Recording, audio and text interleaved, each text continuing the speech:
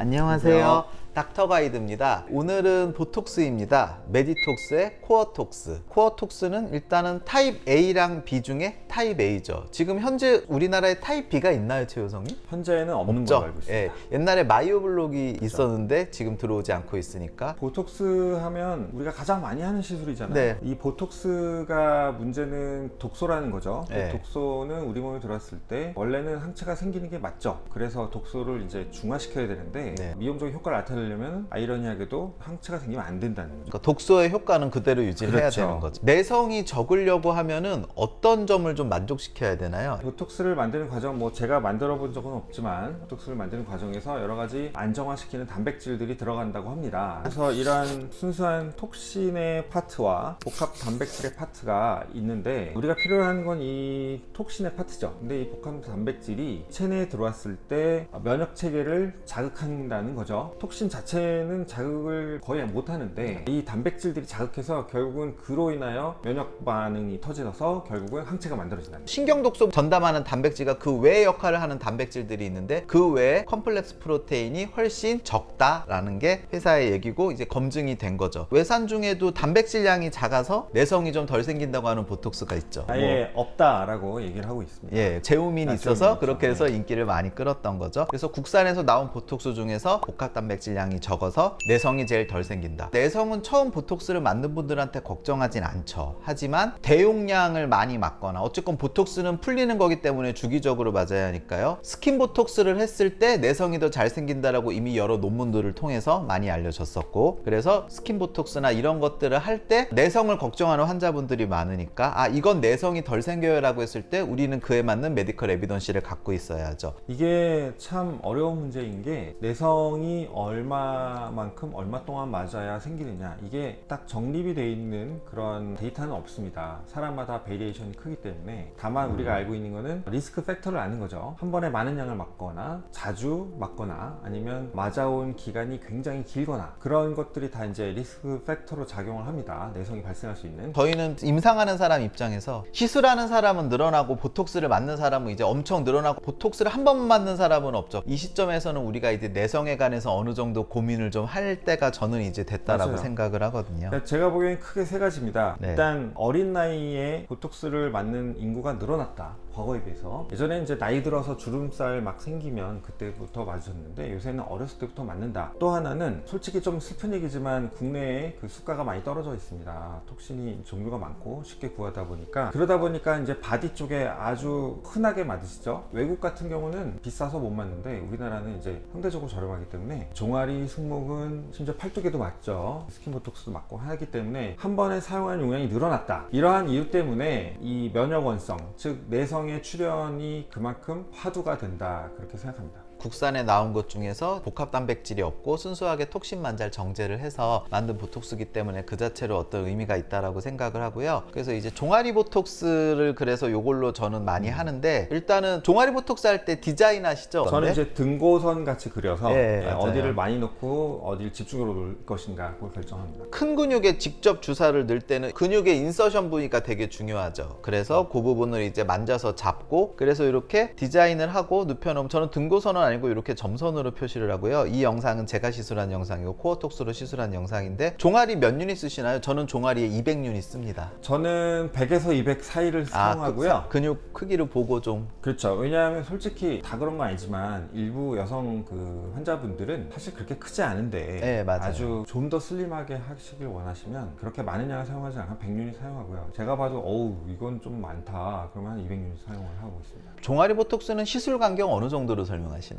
이게 한 번에 많은 양이 들어가기 때문에 한 달 이내에 2차를 하는 거는 저는 개인적으로는 좀 리스크가 있다고 생각합니다. 내성의 출현에. 그래서 한 두세 달 정도 간격은 지키려고 노력합니다. 그러니까. 1차 맞고 약간 울퉁불퉁하게 생길 수가 있어요. 아, 그쵸. 예. 그래서 트리밍 하듯이 예, 보상성 비대가 올 수 있죠. 맞습니다. 그래서 그 부분에 또 조금 보충을 예, 해줘야 그래서 돼요. 2차 때는 통상적으로 한 절반 용량을 사용을 하고요. 다듬는 식으로. 그렇게 되면 조금 매끈한 다리가 완성이 됩니다. 지방이 많지 않고 근육이 바로 만져지시는 분들은 저는 인슐린 실린지 이용해서 해도 충분하고요. 만약에 지방층이 좀 두꺼워서 근육이 많이 밑에서 만져지시면 30게이지 니들로 조금 인슐린 실린지보단 긴 거를 쓰셔야 하고, 피부가 너무 두꺼우신 분들은 인슐린 니들로 하다가 가끔 휘어서 안으로 들어가는 경우 아주 드물지만 생길 수 있기 때문에 큰일 나죠. 그 니들은 피부 두께를 보고 정하시고, 애매하다 싶으시면 그냥 30게이지 니들 쓰시면 그냥 무난하고 안전하게 하실 수 있을 것 같습니다. 희석은 어떻게 하시나요? 저는 100유닛이면. 네, 100유닛에다가 4cc를 희석해서 주로 쓰고요. 저랑 똑같네요. 종아리 할 때는 100유닛에 4cc. 왜냐면은 이게 어느 정도 묽게야 퍼짐이 있어서, 맞습니다. 예, 얼굴에 주름 같은 데는 약간 좀 디테일하게 그 부분만 해야 되는 데는 조금 용량을 줄이고, 종아리나 승모근 같이 넓은 부위를 할 때는 100유닛에 4cc 정도 하면 무난한 것 같습니다. 오늘은 여기 코어톡스에 관해서 말씀드렸고요. 국내에서 나오는 보톡스 중에 단백질량이 제일 적고 정제를 잘해서 복합 단백질 거의 없이 톡신만 정제를 해서 내성에 관한 부담이 적다. 외산하고 비교했을 때는 가격도 메리트가 충분히 있다라고 생각을 합니다. 우리가 가장 많이 하는 시술임에도 어떻게 보면 관심을 좀 덜 갖지 않나 이렇게 생각합니다. 약방의 감초같이 시술을 하고 있는 이 보톡스 시술을 한 번쯤 다시 돌아보고, 또 내가 사용하는 제품이 과연 제대로 된 제품인가 한번 따져볼 필요가 있지 않나 이렇게 생각합니다. 그리고 젊은 환자들을 상대할 때는 한 번쯤은 이런 내성 문제를 생각하면서 내성이 좀 덜 생기는, 조금이라도 덜 생기는 제품을 선택하는 것이 올바르지 않을까 이렇게 생각합니다. 그러면 또 다음에 더 유용한 정보로 찾아뵙겠습니다. 닥터 가이드였습니다. 감사합니다.